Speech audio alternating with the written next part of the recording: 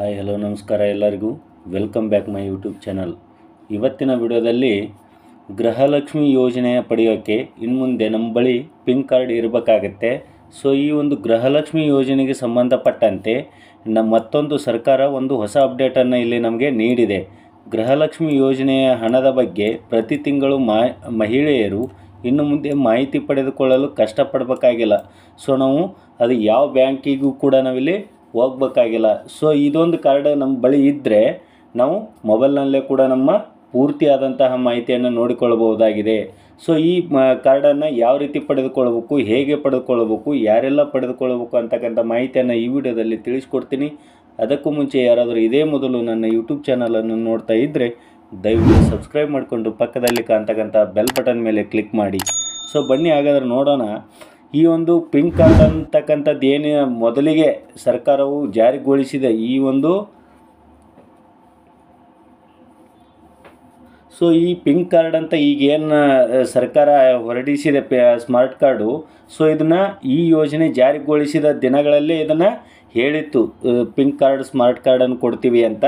So ಅದನ್ನು ಕಾರಣಾಂತರಗಳಿಂದ ಸರ್ಕಾರವು ಅದನ್ನು ಒದಗಿಸಲಿಲ್ಲ, ಬಟ್ ಈಗ ಅದನ್ನು ಜಾರಿಗೆ ತರ್ತಾ ಇದೆ. ಸೊ ಈ ಪಿನ್ ಕಾರ್ಡಿಂದ ನಮಗೆ ಆಗ್ತಕ್ಕಂತಹ ಅನುಕೂಲಗಳೇನು, ಅದನ್ನು ಯಾವ ರೀತಿ ಸರ್ಕಾರ ವಿತರಣೆಯನ್ನು ಮಾಡುತ್ತೆ ಅಂತ ನಾವು ನೋಡೋದಾದರೆ, ಪಿನ್ ಕಾರ್ಡ್ ವಿತರಣೆಯನ್ನು ಎಲ್ಲಿ ಮಾಡ್ತಾರಂತ ನೋಡೋದಾದರೆ ಯಾವ ಒಬ್ಬ ಮಹಿಳೆಯರು ಕೂಡ ನಾವು ಎಲ್ಲಿ ಹೋಗಿ ಅದನ್ನು ಪಡೆದುಕೊಳ್ಳುವಂಥ ಅವಶ್ಯಕತೆ ನಮಗೆ ಇರೋದಿಲ್ಲ. ಸೊ ಇಲ್ಲಿ ಏನಪ್ಪ ಅಂತಂದರೆ ಸರ್ಕಾರವೇ ಅಲ್ಲಿ ಮನೆ ಬಾಗಿಲಿಗೆ ಅದನ್ನು ತಲುಪಿಸ್ತಕ್ಕಂಥ ಒಂದು ವ್ಯವಸ್ಥೆಯನ್ನು ಮಾಡ್ತಾರೆ. ಸೊ ಅಲ್ಲಿರ್ತಕ್ಕಂಥ ಸ್ಥಳೀಯವಾಗಿರ್ತಕ್ಕಂತಹ ಆಶಾದವರು ಅಥವಾ ಅಂಗನವಾಡಿ ಅಥವಾ ಯಾವುದಾದ್ರೂ ಒಂದು ಇಲಾಖೆಯನ್ನು ಬಳಸಿಕೊಂಡು ಅದನ್ನು ಈ ಒಂದು ಹಣ ಪಡಿತಕ್ಕಂತಹ ಮಹಿಳೆಯರ ಮನೆ ಬಾಗಿಲಿಗೆ ತಲುಪಿಸ್ತಕ್ಕಂಥ ಒಂದು ವ್ಯವಸ್ಥೆಯನ್ನು ಇಲ್ಲಿ ಮಾಡ್ತಾರೆ. ಸೊ ಇದನ್ನು ಈ ಒಂದು ಕಾರ್ಡನ್ನು ಇಟ್ಕೊಳ್ಳೋದ್ರಿಂದ ಪಡೆದುಕೊಳ್ಳೋದ್ರಿಂದ ಆಗ್ತಕ್ಕಂತಹ ಲಾಭಗಳೇನು, ಅದನ್ನು ಈ ಲಾಭಗಳೇನು ಅಂತ ನಾವು ನೋಡೋದಾದರೆ, ಮೊದಲನೇದಾಗಿ ನಾವು ಅದರಲ್ಲಿ ಒಂದು QR ಕೋಡ್ ಇರುತ್ತೆ. ಈ ಒಂದು ಸ್ಮಾರ್ಟ್ ಕಾರ್ಡಲ್ಲಿ ಒಂದು QR ಕೋಡ್ ಇರುತ್ತೆ. ಸೊ ಆ QR ಕೋಡನ್ನು ನಾವು ಸ್ಕ್ಯಾನ್ ಮಾಡಿದರೆ ಆ ಖಾತೆಯಲ್ಲಿ ಇರ್ತಕ್ಕಂತಹ ಹಣ ಎಷ್ಟು, ಯಾವ ಡೇಟಿಗೆ ಹಣ ಜಮಾ ಆಗಿದೆ ಮತ್ತು ಆ ಒಂದು ಬ್ಯಾಂಕ್ ಖಾತೆಗೆ ಪ್ರತಿಯೊಂದು ಮಾಹಿತಿ ಕೂಡ ಅದು ತೋರಿಸ್ತಾ ಹೋಗುತ್ತೆ QR ಕೋಡ್ ಇರೋದು.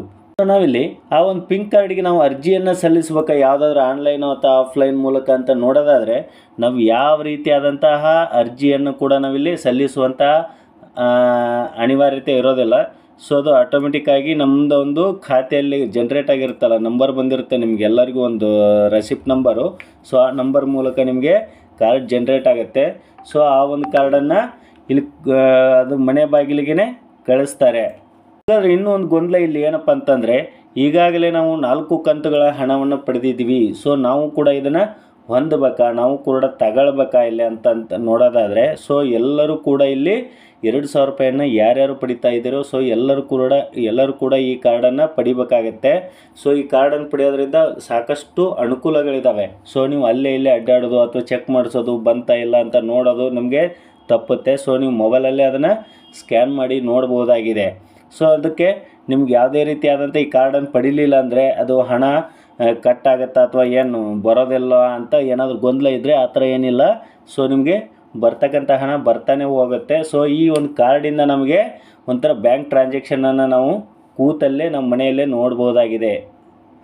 ಅದಕ್ಕಾಗಿ ಸರ್ಕಾರ ಏನು ಮಾಡುತ್ತೆ, ಇದನ್ನು ಒಂದು ಪಿನ್ ಕಾರ್ಡ್ QR ಕೋಡ್ ಇರ್ತಕ್ಕಂಥ ಕಾರ್ಡನ್ನು ಪ್ರತಿಯೊಬ್ಬ ಮಹಿಳೆಯರು ಇದರ ಒಂದು ಅನುಕೂಲವನ್ನು ಪಡೆದುಕೊಳ್ಳಿ ಅಂತ ಮನೆ ಬಾಗಿಲಿಗೆ ತಲುಪಿಸ್ತಕ್ಕಂಥ ವ್ಯವಸ್ಥೆಯನ್ನು ಮಾಡ್ತಾ ಇದೆ. ಸೊ ಇವತ್ತಿನ ಈ ಮಾಹಿತಿ ಇದಾಗಿತ್ತು ಸ್ನೇಹಿತರೆ. ಈ ವಿಡಿಯೋ ನಿಮ್ಗೊಂದು ವೇಳೆ ಇಷ್ಟ ಆಗಿದ್ದರೆ ದಯವಿಟ್ಟು ಲೈಕ್ ಮಾಡಿ, ಶೇರ್ ಮಾಡಿ, ಹಾಗೆ ಸಬ್ಸ್ಕ್ರೈಬ್ ಮಾಡಿ ಅಂತ ಹೇಳ್ತಾ ಈ ವಿಡಿಯೋನ ಇಲ್ಲಿ ಮುಗಿಸ್ತಾ ಇದ್ದೀನಿ. ವಂದನೆಗಳು.